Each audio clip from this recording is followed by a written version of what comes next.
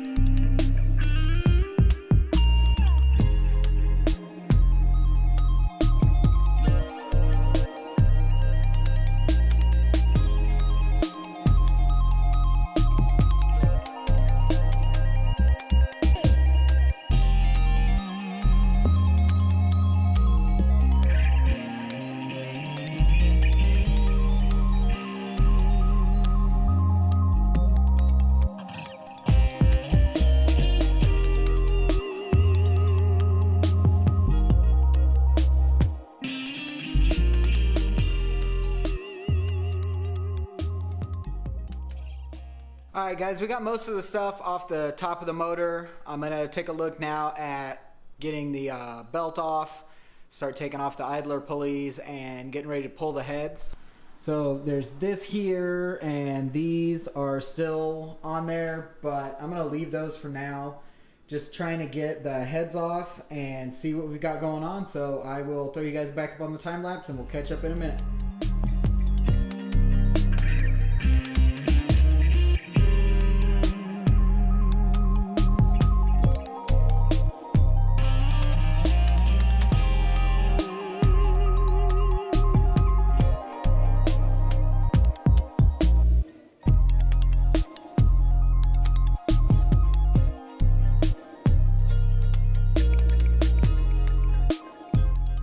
Alright guys, so I'm going to go ahead and call it a day for today.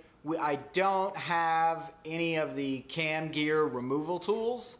I tried like once with wrapping the old belt around it and then around the crank pulley again, and it seems too sketchy, and I really don't want to start breaking cam gears if I don't have to. So I'm going to go ahead, see if a buddy of mine can get those parts.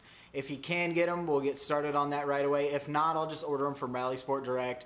They're like 40 bucks a piece, so they're not that much. And they make the job a lot easier. I just really didn't want to have to order them because my plan is not to have this in and out of the car a whole bunch and pulling cam gears off a bunch of times. But we'll see which way we go on that.